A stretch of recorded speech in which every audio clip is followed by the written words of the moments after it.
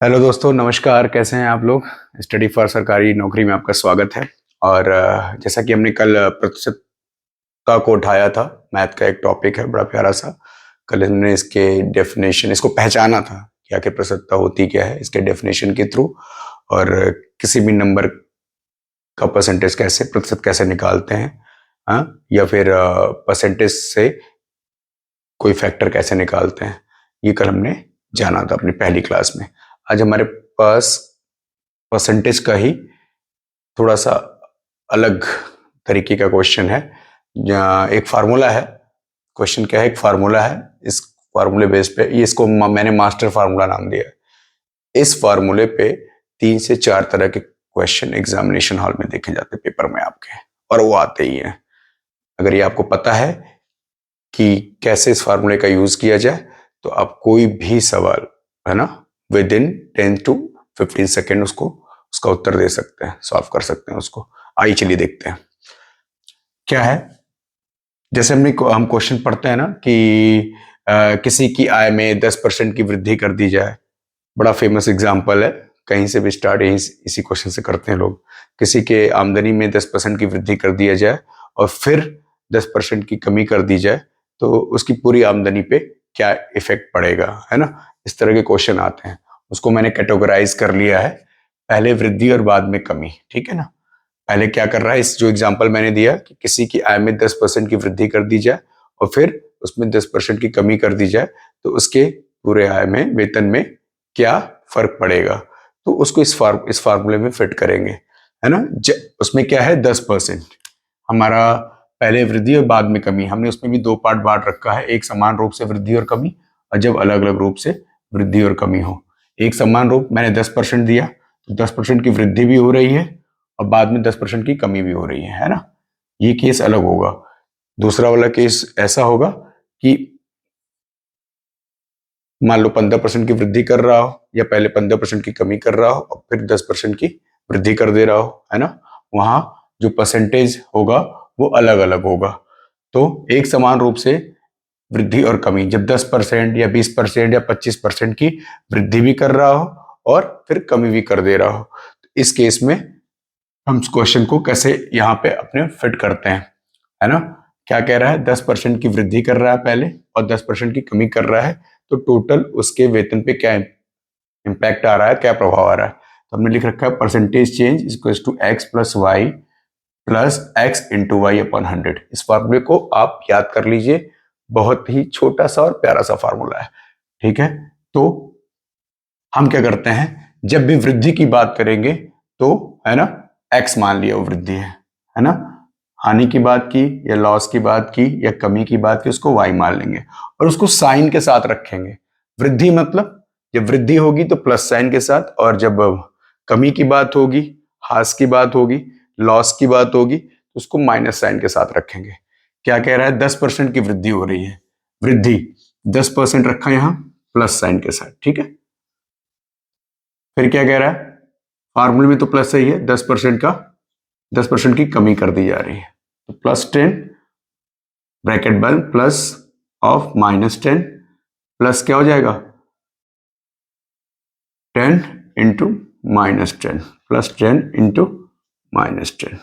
अभी करके बता रहा हूं, देखिए आप, अपॉन 100 क्या आ रहा है, +10 था, प्लस माइनस माइनस हुआ, तो ये 10 -10 हो गया, और ये -10, है ना, सॉरी, +10 इंटू -10 क्या हो गया, -100 -100 अपॉन 100, ठीक है। ये 10 से चला गया, क्या आया, -100 अपॉन 100, क्या आया, -1, है ना।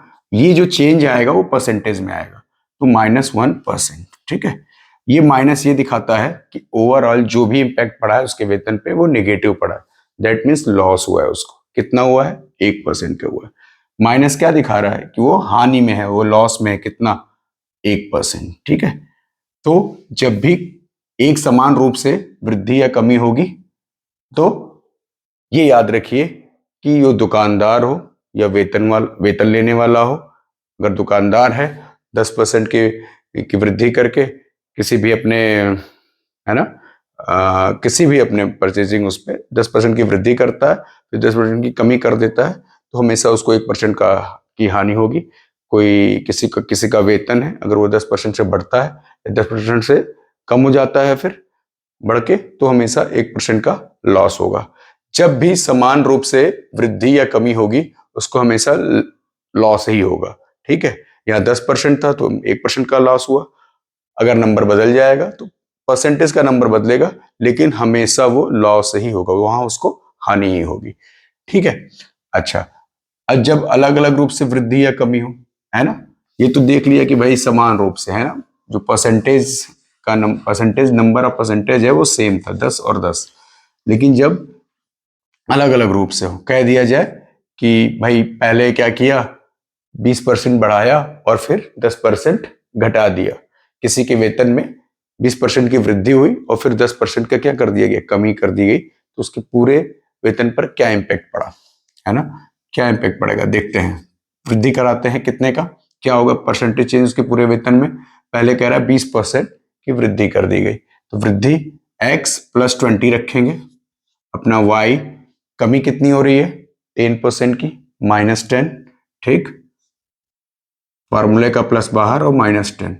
ठीक है, प्लस XY, x मतलब 20 और गुणा कितना हो जाएगा -10/100। +20 और -10, प्लस माइनस माइनस हो जाएगा, +20 होगा, -10 होगा, और ये 20 इंटू -10 -200। ठीक है, तो ये पूरा आएगा -200/100। ठीक है ना, 20 में से 10 गया 10, और 200 डिवाइड बाय 100 क्या हो गया -2। ठीक है, यहां से -2 आया, 10 - 2 8, +8% आ रहा है। देख रहे हो, +8% आ रहा है। यहां पे क्या हुआ, उसके वेतन में क्या हो गया, उसको फायदा हो गया कितने का, 8% का। उसके मूल वेतन में उसको कितना फायदा हुआ, एक 20% का लाभ। पहले तो उसका 20% वेतन बढ़ाया गया, फिर क्या किया गया, 10% कम किया गया। हाँ, तो उसको क्या हो गया, यहाँ पे लाभ हो गया कितने का, प्लस बताता है कि उसको लाभ हुआ कितने का, 8% का। ठीक है, याद रखिएगा, जब समान रूप से ही वेतन बढ़ाया जाएगा, उसी क्रम में घटाया जाएगा, है ना, परसेंटेज सेम हो, तो वहां हमेशा लॉस होगा। ठीक है, और नंबर अलग अलग हों तो फिर उन अलग अलग नंबरों को इस फार्मूले में पुट करके प्लस आता है तो लाभ और माइनस आता है तो हानि होगी, और वो परसेंटेज में होगी जो चेंज होगा। ठीक है, यहां तक समझ में आ रहा है। दो तरह के प्रश्न हो गए इस पर। और देखिए फिर अब क्या कह रहा है, या तो क्रमागत वृद्धि ही हो रही है या क्रमागत कमी ही हो रही है ना, सक्सेसिव। सक्सेसिव क्या हो रहा है, इंक्रीज कर रहा है, सक्सेसिव डिक्रीज कर रहा है। जैसे मान लीजिए कि दुकानदार है, उसने अपने किसी भी आइटम पे 20 बहुत बिक रहा है उसका, तो उसने 20% की वृद्धि कर दी। उसके बाद भी उसके बाद भी मांग कम नहीं हुई, मांग और बढ़ती जा रही है, तो उसने फिर एक वृद्धि कर दी उस पर कितना, 30% की। पहले वृद्धि की है तो +20 लिखेंगे, और फिर क्या किया, फिर 30% की वृद्धि कर दी। अब ये पूछा जाए कि कुल कितने परसेंट की उसने वृद्धि कर दी, है ना, तो कैसे निकालेंगे। तो हमारा x हो गया 20 +20, और y भी क्या हो गया, +30 हो गया। इन दोनों को यहां रखेंगे फार्मूले में, अपने मास्टर फार्मूले में। देखिए क्या निकलता है, क्या टोटल क्या परसेंटेज चेंज आ रहा है, कितनी कितनी वृद्धि कर दी उसने अपने उस किम जो जो भी उसका आइटम बिक रहा था, उस आइटम पे कितने उसके कॉस्ट प्राइस में वृद्धि कर दी टोटल। तो कैसे, देखिए क्या था, 20% था पहले, उसने 20% बढ़ाया तो +20, फिर क्या कर रहा है 30%, मांग ज्यादा होने से फिर 30%, तो +30 लिखा। ठीक है, +20 और +30, ठीक है ना। फिर प्लस के साथ +20 इंटू +30, प्लस जब प्लस हो तो लिखने की जरूरत नहीं होती है क्योंकि इक्वेशन पे फर्क नहीं पड़ता, लेकिन बता रहा हूं मैं आपको, जब आप इसको प्रैक्टिस प्रैक्टिस कर लेंगे तो आप समझ जाएंगे। +20 +30 क्या हो जाएगा, 50 हो जाएगा। ठीक है, अब +20 इंटू 30 क्या हो जाएगा, 600 हो जाएगा। 600 है ना, अपॉन 100। ठीक है, 100 6 बज के क्या आया, 50 + 6 कितना है 56, और ये प्लस में आया। ये प्लस में ही आएगा क्योंकि दोनों ही प्लस में है, तो बढ़ोतरी ही होगी। तो उसने कुल अपने कॉस्ट प्राइस कितना बढ़ा दिया अपने उस आइटम का, वो होगा 56%। ठीक है, अब वो कितना प्रॉफिट कमा रहा है उस पर, 56% का कमा रहा है। ठीक है, ये हो गया क्वेश्चन। इस तरह के इसमें कमी वाला भी आ सकता है। अगर यही कह देता कि भाई उसका सामान बिक नहीं रहा है, तो पहले उसने 20% का उस पर रिबेट दे दिया, है ना, छूट दे दी, फिर उसके बाद भी नहीं बिक रहा तो फिर उसने 30% का रिबेट दे दिया, तो यही क्वेश्चन क्या हो जाता आपका, मालूम है आपको? ये हो जाता, साइन बदल जाता, यहाँ माइनस होता, है ना, प्लस की जगह क्या हो जाता, माइनस हो जाता। क्वेश्चन में कैसे रख देते कि क्या हो जाता, -20 प्लस -30, है ना। अगर उस दो क्रमागत छूट देता तो फिर क्या हो जाता, +-20 इंटू -30 और 100 हो जाता। क्या आता निकल के, -20 और -50 आता, ये कितना हो जाता, माइनस माइनस प्लस हो जाता, है ना, -20 प्लस हो जाता, प्लस कितना होता 600/100, क्या आता +6, -50 क्या होता +6, क्या होता -50 + 6 कितना होगा -44। माइनस क्या बता रहा है वो, कि उसने जो भी उसकी कास्ट प्राइस थी उसमें कितनी कमी की, 44% की कमी कर दी। जिसमें भी वो बेचता प्राय उस पे न बेच के उसने 44% की कमी कर दी। नेगेटिव ये बताता कि कमी की उसने कितनी, टोटल 44% की, है ना। या ये भी हो सकता है कि ये आंसर में ये हो कि कितने पे बेच रहा है, 44% की हानि पे बेच रहा है। क्या हो रहा है, उसको हानि हो रही है। नेगेटिव ये बता रहा है कि उसको हानि हो रही है। ठीक है, ये हो गया क्वेश्चन। देखिए ये क्वेश्चन आते हैं पेपर में और एक ही फार्मूले से लगते हैं। तीसरा है, अगर कोई भी ऐसा स्ट्रक्चर हो ना, जैसे आप मान लो स्क्वायर है ना, स्क्वायर है, रेक्टेंगल है, सर्कल है, फिर आप ले लो, है ना, रोम्बस है, ठीक है, और क्या पढ़ा हूं, है ना, कोई भी ऐसी ज्यामिति, ऐसी आकृति जो दो विमी हो, है ना, ठीक है। दो विमी का मतलब यही हुआ कि उसका क्षेत्रफल जब भी निकाले, है ना, तो वो दो वेरिएबल पे डिपेंड करे। लाइक हम कहते हैं ना, सर्कल का सर्कल का एरिया किस पे डिपेंड करता है, r² पे, है, πr² फार्मूला होता है, क्या लिखते हो आप, r² के पे वो डिपेंड करता है, किसके समानुपाती होता है ना, r² के। स्क्वायर का क्या होता है, एरिया क्या होता है, एरिया ऑफ स्क्वायर क्या होता है, a²। अगर x मान ले, है ना, ए साइज, ए मान ले उसकी भुजा है, साइड है, तो a² होता है। ये भी है, दो वेरिएबल है, a इंटू ए है, ठीक है। रेक्टेंगल में क्या होता है, रेक्टेंगल में क्या होता है, रेक्टेंगल में क्या होता है, ए इंटू बी होता है, अगर मान लें लेंथ विड्थ को, तो ठीक है। ऐसे ही रोम्बस का भी होता है। तो जब इस तरह की ज्यामिति आपके सामने में क्वेश्चन में हो और पूछे कि, है ना, कि कोई रेक्टेंगल है, उसके लेंथ में 10% की कमी कर दी गई, हाँ, और विड्थ में 25% की वृद्धि कर दी गई, तो उसके क्षेत्रफल में क्या परिवर्तन होगा, कितने % का परिवर्तन होगा, हाँ, वो बढ़ेगा घटेगा, कितने % बढ़ेगा घटेगा, वो भी इसी फार्मूले से लगेगा, है ना। अब देख रहे हो ना कितना वेरिएशन है, क्वेश्चंस में वेरिएशन है, बट फार्मूला एक ही है, इसीलिए मैंने इसका नाम मास्टर फार्मूला रखा। तो इसको जरूर याद कर लीजिए, इस पे जितने क्वेश्चन हो सके उसको लगाइए, प्रैक्टिस करिए, एग्जाम में दिखेगा, 10 सेकंड के अंदर आप उस क्वेश्चन को खत्म कर दोगे। ठीक है, क्या है, मान लेते हैं कि भैया 20 कोई रेक्टेंगल है ना, उसके लेंथ में, रेक्टेंगल के लेंथ में क्या कर रहा है, 10% की क्या कर रहा है, 20 कर देते हैं, 20% बढ़ा रहा है, और उसके विड्थ को क्या कर रहा है ना, लंबाई को 20% बढ़ाया और चौड़ाई को क्या कर दिया, 30% कम कर दिया। ठीक है, माइनस में रखा, ये कम करा तो -30% और 20%। तो पूरे एरिया पे क्या फर्क पड़ेगा, L इंटू बी होता है, दो वेरिएबल पे है, इस फार्मूले में फिट बैठेगा, इसी फार्मूले में रख के निकालेंगे। लेंथ में क्या कर रहा है वो 20% इंक्रीज कर रहा था +20 के साथ, प्लस माइनस क्या कर रहा है -30, विड्थ क्या कर रहा है कम कर रहा है 30%, तो -30, ठीक है, plus x into y 20 into -30 upon 100। अच्छा ये 20 -30 हो जाएगा, ठीक है, प्लस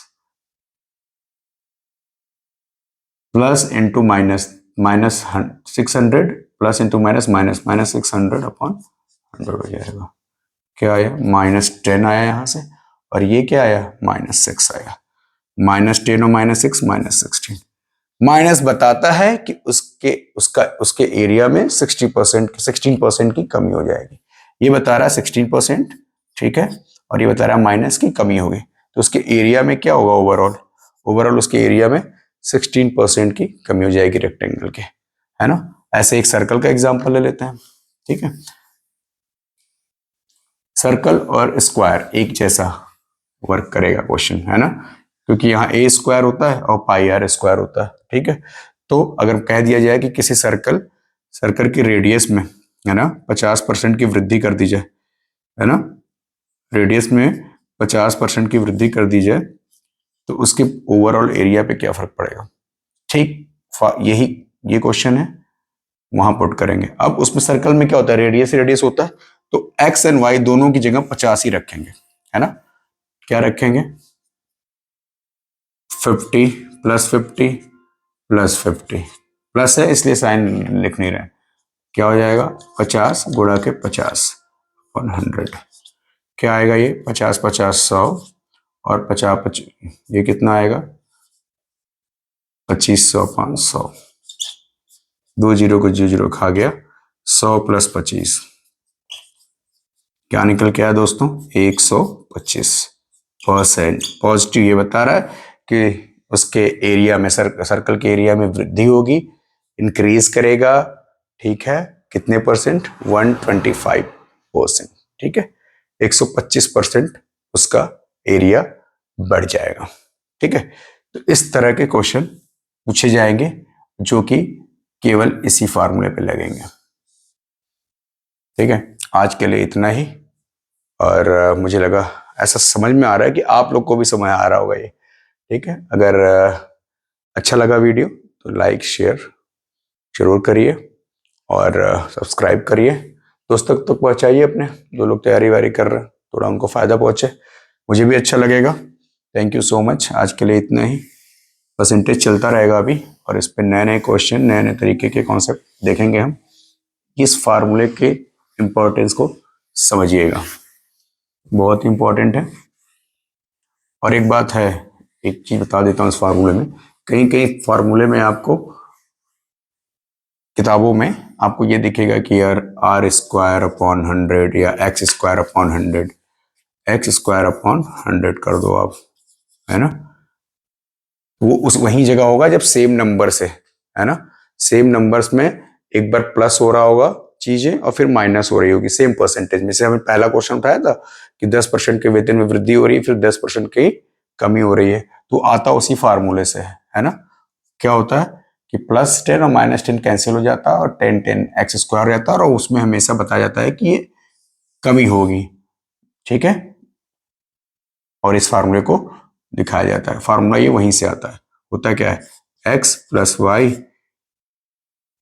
+ xy/100 कह दिया जाए कि x% बढ़ाया गया, फिर x% कम कर दिया गया, तो y की वैल्यू भी x लेकिन नेगेटिव x रखा जाए।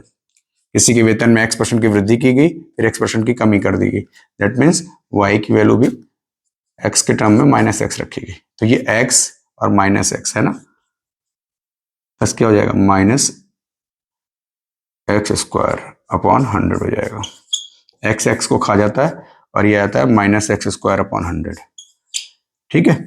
तो ये फार्मूले में दिखता है। माइनस ये बता देता है कि जब भी सेम परसेंटेज से इंक्रीज करेगी कोई चीज या डिक्रीज करेगी उसके बाद, या उल्टा भी हो सकता है, पहले डिक्रीज कर जाए फिर इंक्रीज करा दी जाए, हाँ, या इंक्रीज पहले करा दीजिए, उसके बाद डिक्रीज करा दीजिए, तो उसमें हमेशा कमी आती है। वो कितने की आती है?